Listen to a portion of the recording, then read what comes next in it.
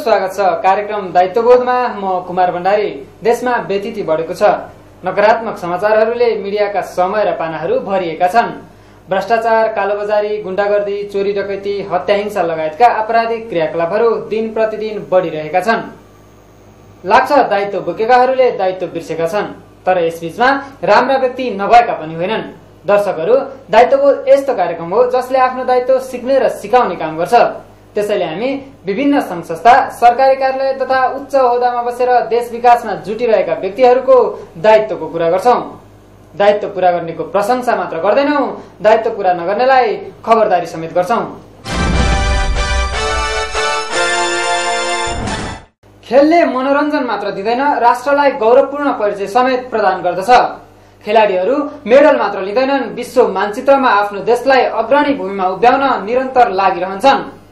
नेपाललाई विश्वमा चिनाउन अहिले नेपाली खेलाडीहरू निरन्तर जुटिरहेका छन्। क्रिकेट, फुटबल खेलले मात्र होइन, टेक्वान्डो खेलका कारण पनि विश्वमा नेपालको परिचय फरक बन्दै आइरहेको छ। बहादुरी गोर्खालीको परिचय बोकेर नेपालीहरू रातो चन्द्र र सूर्य अंकित झण्डामा आफ्नो बहादुरी फहराइरहेका छन्। बहादुरी प्रदर्शन गर्ने टेक्वान्डो खेलले गोर्खालीको परिचयलाई झल्काइरहेको छ। टेक्वान्डो खेल मार्फत देशलाई सर्वश्रेष्ठ परिचय दिलाउन निरन्तर लागिरहनु भएको खेलाडीको नाम हो अशोक खड्का। उहाँ खेलकै क्रममा घाइते भए नेपाल सरकारले वास्ता नगर्दा समेत आफ्नो कर्तव्य र दायित्वबाट पछि हट्नु भएको छैन।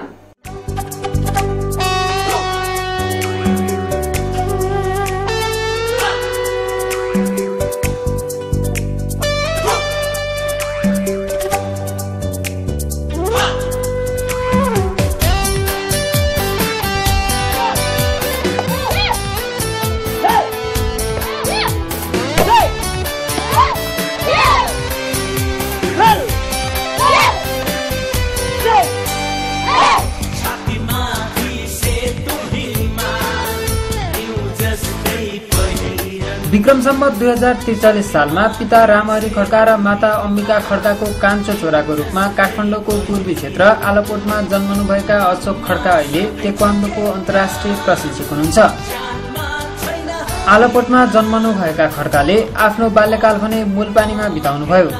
विद्यालय स्तरसम्मको अध्ययन मूलपानीको अमर आदर्श विद्यालयमा गर्नुभएका खड्काले 10+2 भने बौद्धको कुमारी बोर्डिङ उच्च माध्यमिक विद्यालयबाट पूरा गर्नुभएको थियो। त्यसपछि उहाँ बीए अध्ययनका लागि धोबीचौर स्थित पब्लिक युथ क्याम्पस भर्ना हुनुभयो। मेरो जन्म 2043 साल जेठ महिनाको 14 गते आलापोट काठमाडौँको पूर्वको आलापोट स्थित गाउँमा भएको थियो। मूलपानीको अमर आदर्श माविमा मैले क्लास 4 देखि माथि एसएलसीसम्म मैले मूलपानीको अमर आदर्श स्कुलमा पढेको थिएँ भने +2 मैले बौद्ध स्थित Capes academy Kumari boarding higher secondary school Capes एकाडेमीमा चाहिँ मैले +2 गरेको थिएँ भने ब्याचलर मैले public youth campus Dhobichaur public youth क्याम्पसमा गरेको थिएँ। सानै उमेरदेखि शिक्षा मात्र नभई अन्य विभिन्न क्रियाकलापहरूमा समेत सहभागी हुने खड्काले बाटोमा हिँडिरहेका खेलाडीहरूलाई देखेर आफूलाई पनि खेल्ने इच्छा जागेको बताउनुहुन्छ। आफ्नो परिवारको आर्थिक अवस्था सबल नभएको अवस्थामा उहाँले खाजा खानको लागि दिएको रुपैयाँ जम्मा गरेर 8 वर्षको उमेरमा टेक्वान्डो खेल सुरु गरेको स्मरण गर्नुहुन्छ। सानैदेखि एकदम सानै उमेरदेखि नै म एक्स्ट्रा एक्टिभिटीहरूमा धेरै इन्ट्रेस्ट भएको हुनाले एक्स्ट्रा एक्टिभिटीहरूमा हरेक कुरा क्रियाकलापहरूमा चाहिँ म भाग लिन्थेँ। एक दिन त्यसै गरी लिने क्रममा मैले मेरो आमाको हात समातेर बाटोमा आउँदै थिएँ। बाटोमा सेतो लुगा लागेको बच्चाहरू खेल खेलिरहेको देखिसकेपछि मलाई पनि एकदम खेल्न इच्छा लाग्यो र मैले घरमा आएर बुवा मम्मीहरूलाई मलाई पनि खेल खेलाउनु पर्यो, म पनि खेल्न एकदम इच्छुक छु भनेर मैले बुवा मम्मीहरूलाई भने। सुरुको त्यो अवस्थामा हाम्रो आर्थिक अवस्था पनि त्यति राम्रो थिएन, सबल थिएन। त्यसकारण चाहिँ बुवा मम्मीहरूले मलाई खेल्नको लागि डाइरेक्टै भर्ना गर्नको लागि हिचकिचाउनु भयो। तर मैले पछि आफैले खाजा खाने पैसा चाहिँ छुट्याएर एडमिसन गरेँ र सुरुमा म 8 वर्षको उमेर हुँदाखेरि चाहिँ मैले ताइक्वान्डो खेलमा प्रवेश गरेको थिएँ। अनुशासित खेल भएकाले नै खड्काले टेक्वान्डोलाई रोज्नु भएको हो। मैले ताइक्वान्डो चाहिँ एउटा मार्शल आर्ट, एउटा टिम नभइकन एउटा इन्डिभिजुअल स्पिरिट भएको हुनाले, ताइक्वान्डोमा एउटा अनुशासन भएको हुनाले र ताइक्वान्डो विशेष गरी ओलम्पिक स्पोर्ट भएको हुनाले, कराते ओलम्पिक होइन, उसु ओलम्पिक होइन, तर ताइक्वान्डो ओलम्पिक स्पोर्ट भएको हुनाले नेपाललाई ओलम्पिकमा पदक जिताउनका लागि ताइक्वान्डो नै मेरो एउटा बाटो हो, ताइक्वान्डो नै मेरो एउटा जुन खेल हो जुन चाहिँ ओलम्पिकमा पदक जिताउनको लागि इन्डिभिजुअली काम लाग्छ भनेर मैले यसरी ताइक्वान्डोलाई नै मैले रोजेको हुँ। सानै उमेरदेखि नै उत्कृष्ट खेल प्रदर्शन गरेकाले उहाँले ग्रेडिङमा पनि दोब्बर प्रमोसन पाउँदै जानुभयो। 11 वर्षमा नै कालो पेटी पाउन सफल हुनुभएका खड्काले सोही समयमा जुनियर तौलसम्मको राष्ट्रिय स्तरको खेलहरूमा समेत स्वर्ण पदक हासिल गर्नुभयो। सानै उमेरदेखि मैले खेलेका खेलहरूमा म एकदमै राम्रो उत्कृष्ट नतिजा हासिल गर्दथेँ र बच्चे उमेरदेखि म जब रिङमा जान्थेँ, रिङमा गइसकेपछि मलाई त्यो छुट्टै किसिमको एउटा ममा शक्ति आउँथ्यो, किनभने मैले जब रिङमा गएर खेल खेल्दाखेरि आफ्नो अपोनेन्टलाई कसरी उसको रणनीतिलाई चाहिँ पछारेर आफूले खेल जित्नुपर्छ भन्ने लाग्थ्यो र त्यो बेलामा भएको जिल्ला स्तरीय, क्षेत्रीय लगायत जुनियर वेट तौलसम्मको राष्ट्रिय प्रतियोगिताहरूमा मैले स्वर्ण पदक जितेँ र खेल खेल्ने क्रममा मैले डबल ताइक्वान्डोको ग्रेडिङमा पनि डबल प्रमोसन पाउँदै गएँ र सानै उमेरमा लगभग पूर्वी क्षेत्रको पहिलो मार्शल आर्ट्स ब्ल्याक बेल्टको रूपमा मैले सानै उमेरमा ब्ल्याक बेल्ट लिएँ। अन्तर्राष्ट्रिय स्तरको ताइक्वान्डो खेल खेल्नका लागि 50 केजी भन्दा माथिको तौल आवश्यकता पर्दछ। खड्काले आफ्नो तौलको मापदण्ड नपुग्दा सानै उमेरमा अन्तर्राष्ट्रिय खेलमा सहभागी हुन पाउनु भएन। 10+2 को अध्ययन सकेपछि मात्र उहाँले अन्तर्राष्ट्रिय खेलमा सहभागिता जनाउनु भएको थियो। ताइक्वान्डोमा विशेष गरी चाहिँ इन्टरनेसनल लेभलको गेम खेल्नको लागि मिनिमम 50 केजी हुनु पर्थ्यो। त्यसकारण मेरो त्यो बेलाको वेट भनेको 20-21 केजीको थिए र 20-21 केजीको गेममा मैले सानै उमेरबाट ताइक्वान्डो खेले तापनि इन्टरनेसनल गेममा मैले सहभागी हुने मौका पाइनँ आफ्नो वेटको तौलको मापदण्डको कारणले गर्दा। 10औं साफ गेमका लागि अन्तिम चरण पार गरिसकेपछि खड्काले नेपाली सेना र ताइक्वान्डो मध्ये एउटा रोज्नु पर्नेमा ताइक्वान्डोले नै आफूलाई यहाँसम्म ल्याइ पुर्याएको भन्दै नेपाली सेनाको क्याडेट तालिम छाडेर 10औं साफ गेममा सहभागी हुनुभयो। तत्कालीन समयमा खड्का आफ्नो गोडा भाँचिएर करिब 1.5 वर्ष थलाउनु पर्यो। 10औं साफको फाइनल चरण मैले पार गरिसकेर मलाई कि आर्मी चुज गर्नुपर्ने थियो कि ताइक्वान्डो चुज गर्नुपर्ने थियो र जुन मलाई चाहिँ जुन ताइक्वान्डोको मार्फत त्यो बेलासम्म एउटा छुट्टै हौसला पाएको थिएँ, त्यसकारण मैले आर्मीको क्याडेट छोडेर ताइक्वान्डोको 10औं साफको लागि म खेल्छु भनेर मैले क्याम्पमा बसेको थिएँ र 10औं साफको अन्तिम छनौटमा पुगेर मेरो खुट्टा चाहिँ खेल्ने क्रममा पहिलोचोटि त्यो बेलामा 2005 मा मेरो खुट्टा भाँचियो र खुट्टा भाँचिसकेपछि म 1.5 वर्ष जति त्यो बेलामा नि थला परे। करिब 2 वर्षको आरामपछि उहाँ पुनः खेल जीवनमा प्रवेश गर्नुभयो। त्यसपछि उहाँ राष्ट्रिय छनौट प्रतियोगितामा प्रथम भई दोस्रो अन्तर्राष्ट्रिय ताइक्वान्डो प्रतियोगितामा सहभागी हुनुभयो। पुनः खेल जीवनमा प्रवेश गरे र त्यो बेलामा मैले प्रवेश गर्ने बित्तिकै राष्ट्रिय छनौट प्रतियोगितामा प्रथम हुँदै म लखनऊको लागि दोस्रो अन्तर्राष्ट्रिय ताइक्वान्डो प्रतियोगिता जुन लखनऊमा भएको थियो त्यो लखनऊको प्रतियोगिताको लागि म छनौट भएँ।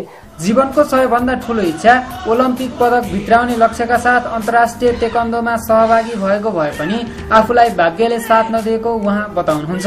मेरो जिन्दगीको सबैभन्दा ठूलो मेरो आफ्नो इच्छा र आफ्नो चाहना अनुसार मैले ताइक्वान्डो मार्फत देशको लागि एउटा मेडल ओलम्पिकसम्म मेडल दिलाउँछु भन्ने आफ्नो जुन एउटा एम थियो त्यो एम अनुसारै मैले दोस्रो अन्तर्राष्ट्रिय ताइक्वान्डो प्रतियोगितामा म गएको थिएँ। तर त्यहाँको सेमी फाइनल म्याचमा चाहिँ मेरो भारतको बेङ्गलोरको खेलाडीसँग मेरो खेल्ने क्रममा मैले 8-0 ले लिड गरिरहेको अवस्थामा चाहिँ अन्तिम समयमा खेल सकिन 20 सेकेन्ड अगाडि मेरो खुट्टा भाँचियो र जब मेरो खुट्टा भाँचियो त्यो बेलामा मैले 8-0 ले लिड गरिरहेको थिएँ। त्यसकारण मैले खुट्टा भाँचिसकेपछि पनि खुट्टा विपक्षीलाई चाहिँ थोरै टाइम बाँकी रहेको कारणले गर्दा म अझै कन्टिन्यू गर्न चाहन्थेँ र खेल खेलेँ र खेल खेलेर मैले त्यो बेलामा काँस्य पदक प्राप्त गरेको थिएँ र त्यसपछि दोस्रो यो घटना मैले यो जिन्दगीको मेरो अविस्मरणीय र कहिले नभुल्ने र त्यसैगरी आफूलाई एउटा आफ्नै खेल मार्फत देशको लागि केही गर्छु भन्ने एउटा भावना भएको आफ्नो जुन इच्छा थियो त्यो इच्छा चाहिँ मैले यतिकै सीमित गर्नु पर्यो। ताइक्वान्डो खेल मार्फत देशका लागि केही योगदान गर्ने लक्ष्य भए पनि तत्कालीन समयमा आयोजकको व्यवस्थाका कारण योगदान पुर्याउन नसकेको उहाँको भनाइ छ। जब खुट्टा भाँचिसकेपछि पनि मैले धेरै अप्ठ्यारा परिस्थितिहरू भोग्नु परेको थियो। म झन्नै मर्न पनि तयार भएको थिएँ त्यो बेलामा, किनभने आयोजकबाट मलाई व्यवस्था भएको थियो र त्यसैगरी मैले त्यो बेलामा मलाई मेरो खुट्टाको अपरेसनल केस थियो, तर त्यहाँबाट लखनऊबाट मेरो खुट्टाको प्लास्टर गरेर पठाइयो 1 महिनामा ठिक हुन्छ भनेर। र यसरी मैले जिन्दगीमा ताइक्वान्डो मार्फत देशलाई केही गर्छु भन्दा भन्दै पनि मेरो यसरी खुट्टाको कारणले गर्दाखेरि देशलाई मैले अझ अगाडि बढाउनको लागि मेरो आफ्नो तर्फबाट चाहिँ, मेरो आफ्नो व्यक्तिगत तर्फबाट चाहिँ मैले सकिनँ।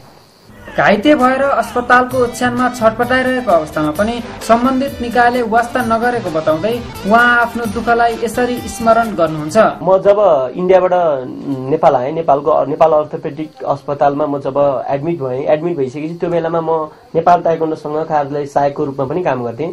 तर जब मेरो खुट्टा भाँचिसकेपछि मेरो जागिरबाट पनि त्यो बेलामा निलम्बित हुनु पर्यो। सायद म अहिले काम गर्न नसकेको कारणले गर्दा हुन सक्छ भन्ने मलाई लागेको छ। र त्यसकारण मैले जब हस्पिटलमा आएर मैले हार गुहार गर्दा मैले 7 महिनासम्म चुप लगाएर बस्दा त्यो बेलामा मलाई नेपाल ताइक्वान्डो संघले मलाई आउँछु भनेर मलाई हेर्न समेत आएको थियो। त्यो बेलामा एकजना मलाई याद छ सङ्गीना वैद्य आउनु भएको थियो र त्योभन्दा बाहेक जिल्ला कार्य समितिका काठमाडौँ जिल्ला कार्य समितिका मेरो साथीहरू त्यो बेलाका तत्कालीन कार्य समितिका मान्छे आउनु भएको थियो। तर नेपाल ताइक्वान्डो संघले त्यो बेलामा आएको थियो। मेरो सधैँभरि विरोध यो मात्र रहन्छ कि नेपाल ताइक्वान्डो संघलाई मैले विरोध गर्न खोजेको होइन, तर पनि नेपाली खेलाडीको लागि नेपाल ताइक्वान्डो संघले आउनु पर्थ्यो। त्यो जबकि म त्यो बेलामा अन्तर्राष्ट्रिय एरिनामा घाइते भएको थिएँ र नेपाल ताइक्वान्डो संघ कार्यालय सहायकको रूपमा काम गर्थेँ। तर त्यो बेलामा मलाई 7 महिनासम्म म हस्पिटलमा छटपटाइरहेको बेलामा मलाई न उपचारको लागि केही सहयोग भयो, न मलाई कुनै पनि किसिमको सहयोग भयो। मानसिक रूपमा पनि म पीडित भएको अवस्थामा पनि सहयोग भएन, शारीरिक रूपमा पीडित भएको अवस्थामा पनि सहयोग भएन र आर्थिक रूपमा पनि पीडित भएको अवस्थामा पनि मलाई सहयोग भएन। र म 7 महिनासम्म मैले चुप लाएर बसेपछि अन्तिममा जब सञ्चार माध्यमहरू आउनुभयो र सञ्चार माध्यमले चौतर्फी दबाब दिइसकेपछि नेपाल ताइक्वान्डो संघले उपचार समिति भनेर सङ्गीना वैद्यको संयोजकतामा एउटा उपचार समिति गठन गर्यो र उपचार समिति गठन गरिसकेपछि त्यो बेलाको त्यो उपचार समिति गठन गरिसकेपछि त्यो पैसा पनि मलाई 11 महिनापछि जब म हिँड्न सक्ने भएँ र त्यो बेलामा मलाई दिएको थियो।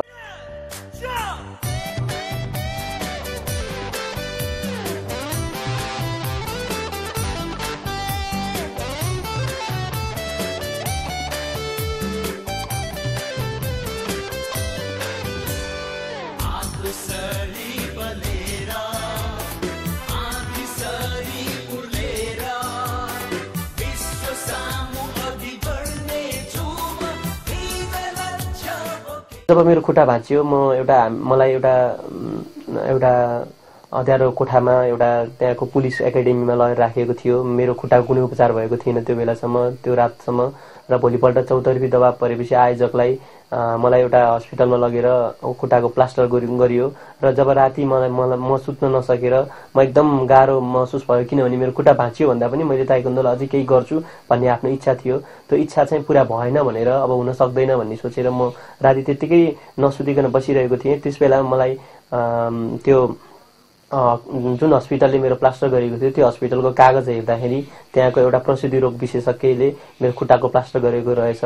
त्यसपछि म सरप्राइज भएँ, म अचम्म परेँ र यसरी म रातभरि म त्यत्तिकै बिना केही नगरिकन म रातभरि बस्नु पर्यो र मलाई लखनऊबाट नेपालसम्म आउनको लागि पनि मलाई धेरै अप्ठ्यारो पर्यो, किनभने म 900 किलोमिटर त्यहाँबाट 300 किलोमिटर नेपालगञ्जसम्म एउटा त्यहाँको ट्याक्सीमा लिएर आइयो भने त्यहाँबाट लखनऊबाट नेपालगञ्जबाट काठमाडौँसम्म 600 किलोमिटर मलाई एउटा लोकल बसमा हालेर मलाई लिएर आइयो र लिएर आइसकेपछि मेरो जुन खुट्टा एउटा प्रसुति रोग विशेषज्ञले प्लास्टर गरेको थियो त्यो खुट्टा चाहिँ मैले केही समय घरको बसाइपछि म हस्पिटलमा लगेर देखाइसकेपछि मेरो खुट्टाको क्रोनिक ओस्टियोमालाइटिस भन्ने हड्डी पाक्ने रोग लागिसकेको रहेछ र त्यो बेलामा झन्डै खुट्टा काट्नु परेको थियो र खुट्टा काट्नु पर्दै पनि मैले धेरै लामो समय मैले हस्पिटलमा चौतर्फी दबाब आइसकेपछि म हस्पिटलमा लामो समय बस्नु पर्यो।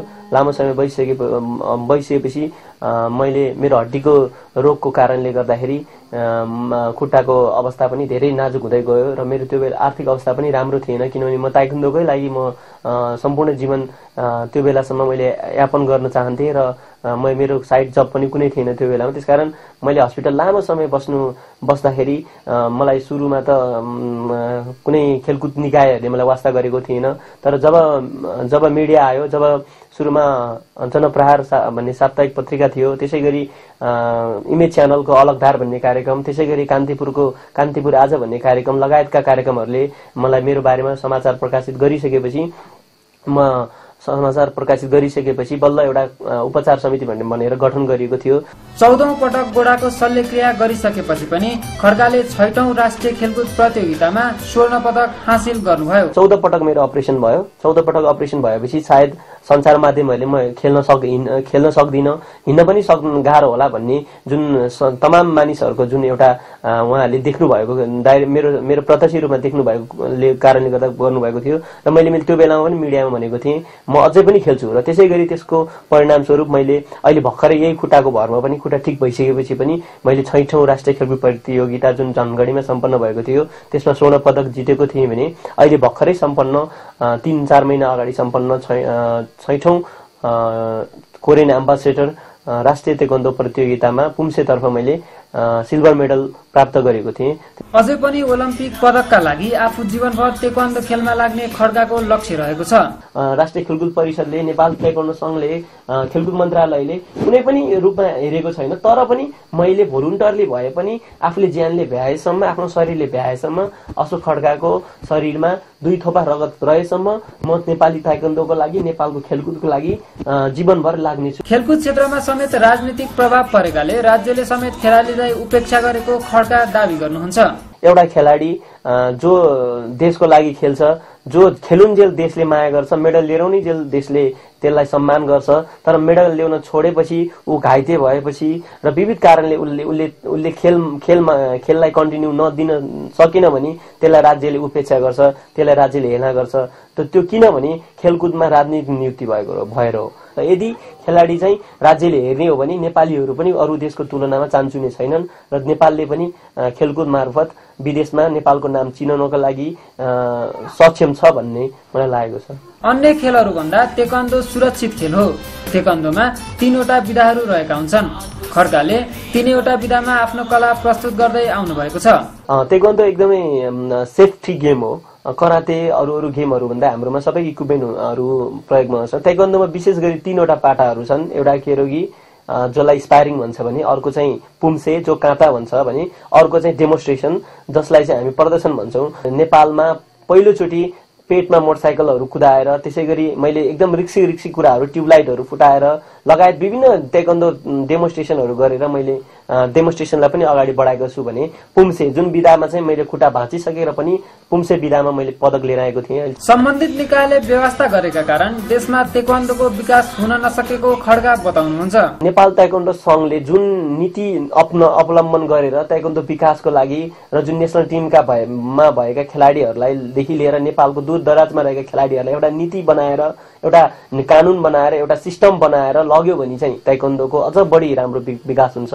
किनभने जतिसुकै हामीले व्यक्तिगत रूपमा, जतिसुकै हामीले आफ्नो व्यक्तिगत समूह रूपमा गएर जति अगाडि बढाए पनि नेपाल ताइक्वान्डो संघले चाहिँ एउटा नीति बनाएर सम्पूर्ण नेपाल अधिराज्यभरिका ताइक्वान्डो खेलाडीहरूलाई एउटा सिस्टम बनाएर र एउटा क्राइटेरिया बनाएर र चाहे ताइक्वान्डोमा होस्, चाहे खेलाडीमा होस्, चाहे प्रशिक्षकमा होस्, चाहे निर्णायकमा होस्, त्यस्तो नीति बनाएर त्यो नीति मात्र नबनाइकन त्यसलाई कार्यान्वयन गर्छ भने चाहिँ ताइक्वान्डोको अझ राम्रो विकास छ र अझै राम्रो हुन्छ। तर विगतका दिनदेखि अहिलेसम्म सम्झिने हो भने अहिलेको दिनसम्म आइपुग्दाखेरि ताइक्वान्डो ओह्रालो लागिरहेको अवस्था छ। हामीले जतिसुकै ताइक्वान्डोको विकास भनेर हिँडे पनि ताइक्वान्डोको एउटा नीति नभएको कारणले, नीतिलाई कार्यान्वयन नगरेको कारणले गर्दाखेरि अहिलेसम्म ताइक्वान्डो पहिलाको तुलनामा जब 8औं साफ खेलकुदमा 16वटा वेट तौल समूहमा भएको खेलमा 14 जनाले स्वर्ण पदक लिएर आएर 2 जनाले सिल्भर मेडल लिएर आएको थियो भने अहिले 11औं 12औं साफ गेममा आइसक्दाखेरि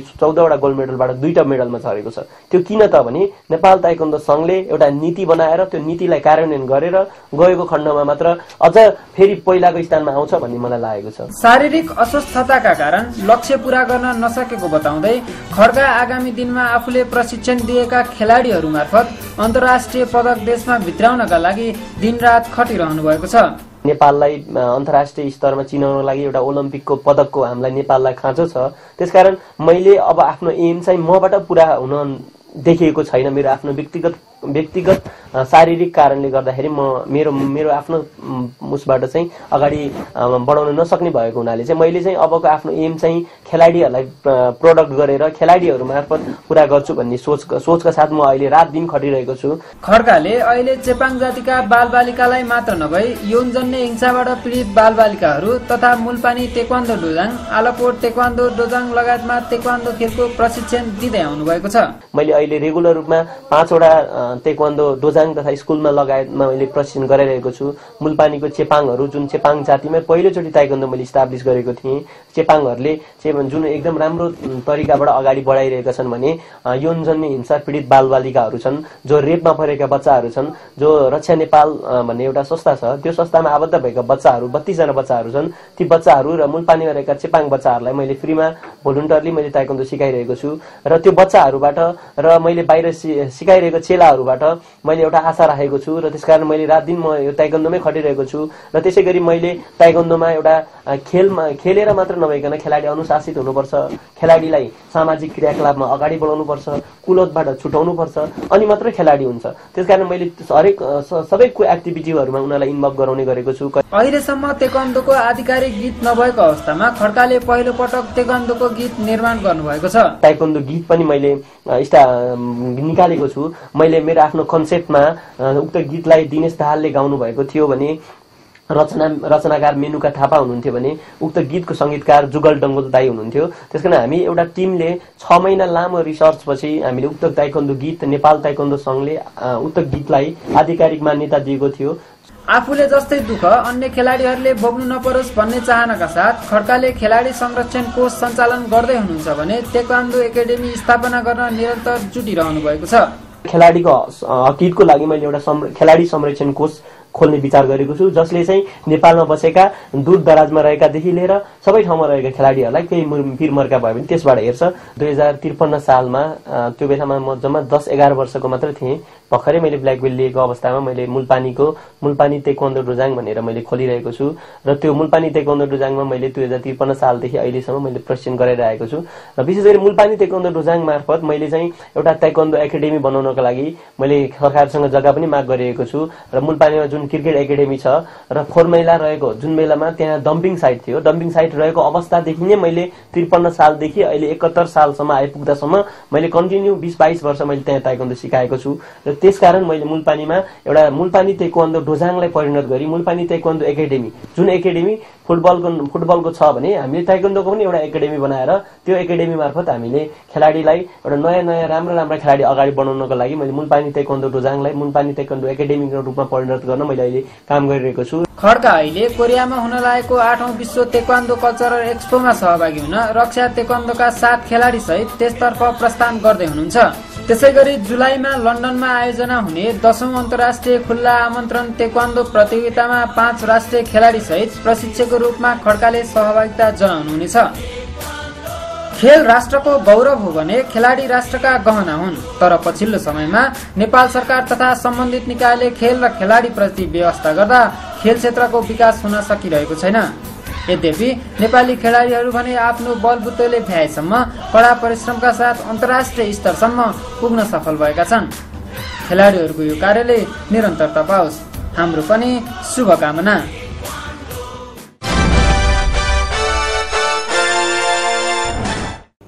हो, साँच्चै नै खेलाडीहरूसँग देशभक्तिको भावना कति हुन्छ भन्ने कुरा तेक्वान्दोका अन्तर्राष्ट्रिय प्रशिक्षक अशोक खड्काबाट देख्न सकिन्छ।